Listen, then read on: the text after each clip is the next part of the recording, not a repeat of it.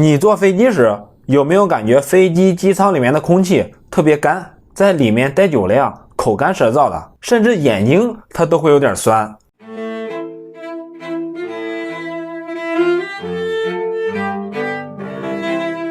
各位帅小伙和美女，大家好，我是马卡耶夫。虽然我也不知道看我视频的有没有美女啊，首先要检讨一下，我拖更了，距离上一期都隔了有半个月了，很无奈，生病耽误了几天，出差几天，工作上的事儿也有点多。另外呢，非常感谢大家给我的打赏，真的非常感谢。我继续挂上我的打赏码，您看心情，别有心理压力，1毛钱也是爱。其实我本身做视频就是有收入的，你们也知道 YouTube 它有平台分成，我给你们看一下我过去几天的收入。说实话呀，这个钱它不能算多，但是也足够我1天3顿的饭钱呢。开场白到此为止，咱继续搞飞机。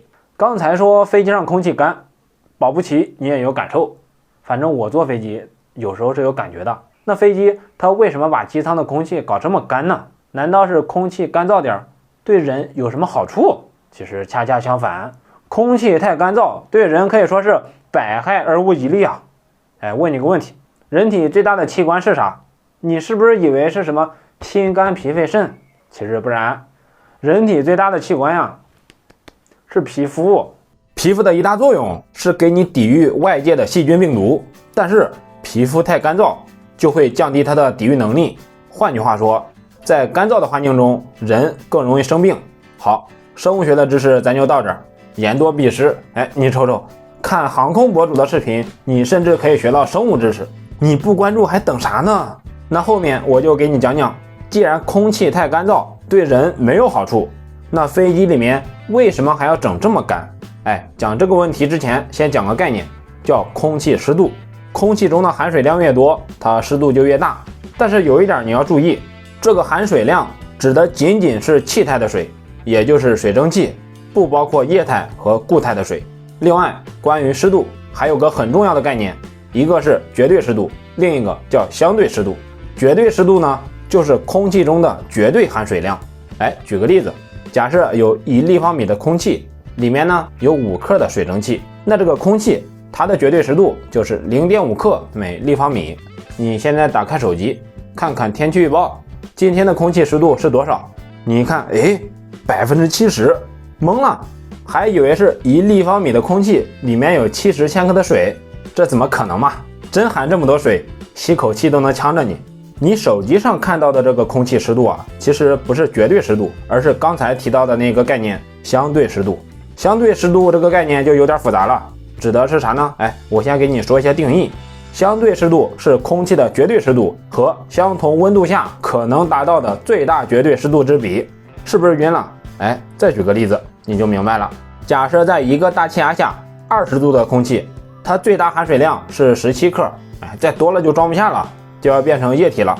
也就是说20度的空气，它最大绝对含湿量是17克每立方米。但是如果20度的空气它含水量只有8.5克，那这个空气它的相对含湿量就是8.5除以17，也就是50%。很显然，空气的相对湿度它不会超过100%。知道了相对湿度的定义，下面我说一句你可得记好就是空气的相对湿度会随着温度变化而变化。一般情况下，只要不往空气里面加水，或者有水渗出来，温度越高，空气的相对湿度就越低，温度越低，那相对湿度就越高，最高也不会超过100%。举个例子，夏天你从空调房间里面出来，会明显感觉到身上很潮，就是因为你皮肤温度低，导致皮肤附近的空气湿度增大，达到100%，冒出水了。另一个例子，冬天你从外面进到开暖气的房间里，眼镜上面会有水雾，你也知道这是水蒸气液化。其实从另一个角度看，就是你的眼镜片太凉，导致它附近的空气相对湿度增大到了100%，有水渗出来了。相对湿度这个概念比绝对湿度用的可多了，人体对相对湿度的感受也更明显。你看现在天气预报它就不用绝对湿度，因为给你说了也没啥意义，你也感受不到。你瞅瞅，你看航空博主的视频，甚至可以学到气象知识，你不关注还等啥呢？那为什么说飞机上空气干呢？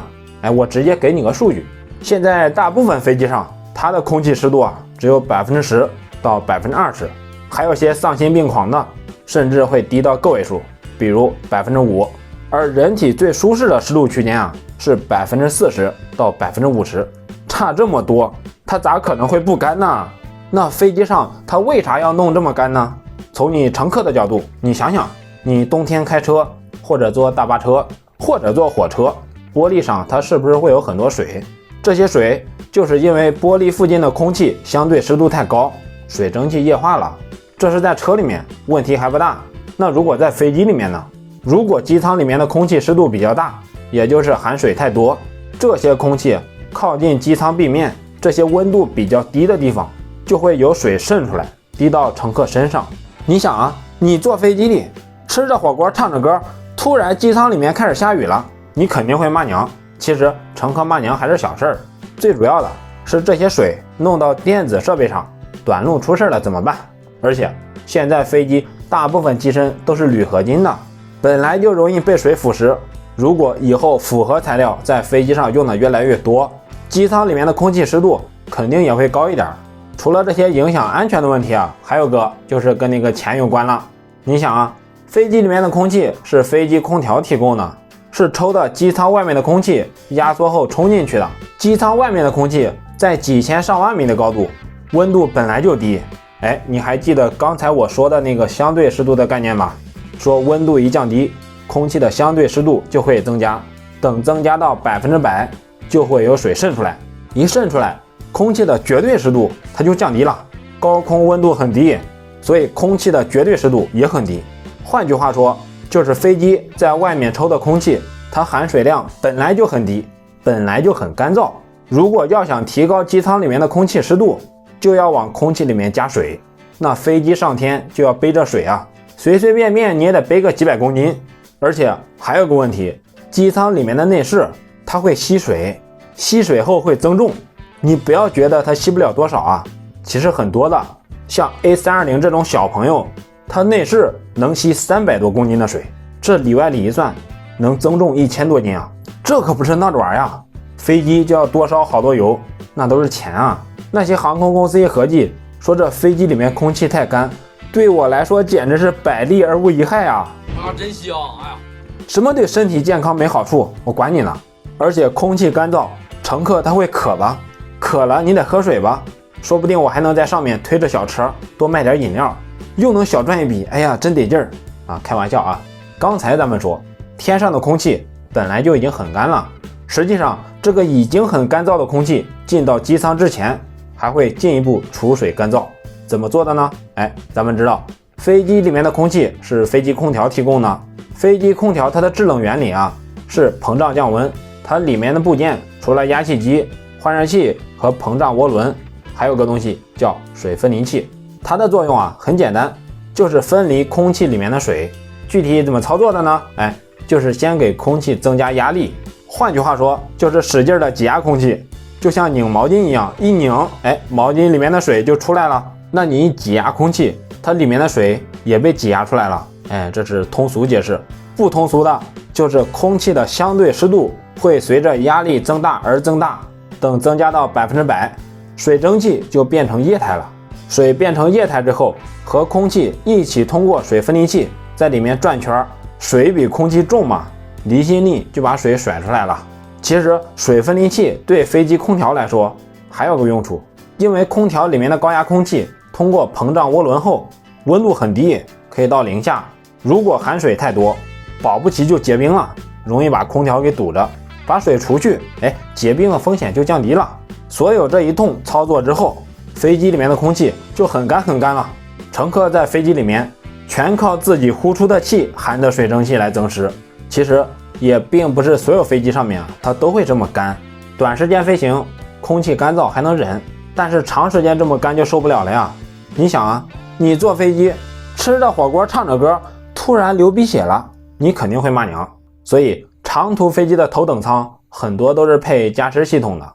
另外还有公务机，你就理解成私人飞机吧，也配的有加湿系统。所以你去问马云，问王健林，说你们坐飞机会感觉鼻子干吗？会感觉眼睛酸吗？你这一问，他们可能会有点懵，然后说啊，我感觉挺湿润的呀，我这天天飞，小王秘书都说我皮肤更水嫩了。所以说，你觉得飞机上空气干，根本原因还是因为一个字儿。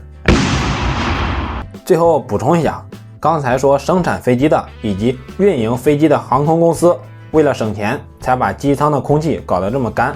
我并不是说这些公司坏良心啊，为了钱啥事都干，而是目前来看，给客舱增湿确实得不偿失。如果时间短，3-5个小时，乘客对干燥并不会有多么明显的反应。我还专门问过几个人，问他们坐飞机会不会感觉空气干，会不会眼睛酸。其实大部分人都没感觉，有的人眼睛会酸，但根本想不到那是空气太干导致的，还以为是看空姐看的时间太长了。如果为了提升乘客舒适度，增加客舱的空气湿度，第一，飞机会多烧油；第二，本来可以飞30年的飞机，因为腐蚀只能飞25年，最终反映到你身上还是票价会更贵。你合计合计，如果你从北京到上海，说给你把客舱湿度调高点，但是票价要加100块钱，你会不会接受？哎，我解释了这么多，好像还是因为你穷啊。好，不说了。再说你等一会儿更伤心。视频能看到最后啊，肯定就是真爱粉了。无内鬼，对观众说点心里话，建议未成年小朋友撤离一下。第一个事儿呢，是我不再叫你们大帅逼了。有人就哭，哎呀，说感情淡了。哎，其实我也是重感情的人，你这么说整得我心里也怪难受。那为啥变称呼了呢？倒不是因为平台不允许说脏话，他警告我了，而是因为啥呢？前段时间啊，有好几个小朋友的家长给我发信息，哎，说小朋友很喜欢看我的视频，但是视频一开始就是大帅逼，这个词儿对小孩子影响很不好，希望我能改一下。看到这些消息啊，哎呀，我很激动，我是真的没想到竟然还有小孩子看我的视频。虽然我也知道小孩子的占比啊，他应该不会比女观众高，但是只要有一个小孩子看，我就得改一下，不能再这么说了，教坏一个都是我的罪。第二个事儿呢，就有点俗了，关于钱。距离我发第一期视频啊，基本上已经满1年了。我慢慢的发现啊，弄这个东西确实是有意思，但是也确实挺花时间，甚至挺花钱。其实我认为做科普视频以及其他的自媒体，它的理想模式啊，应该是在用爱发电的基础上，再有商家的支持。我多做视频，你们多学东西，他们多卖东西，只要商品不坑人，真的是一个非常良性的循环。但是航空这一类吧，你们也知道，确实冷门了点儿。正经人谁看飞机啊？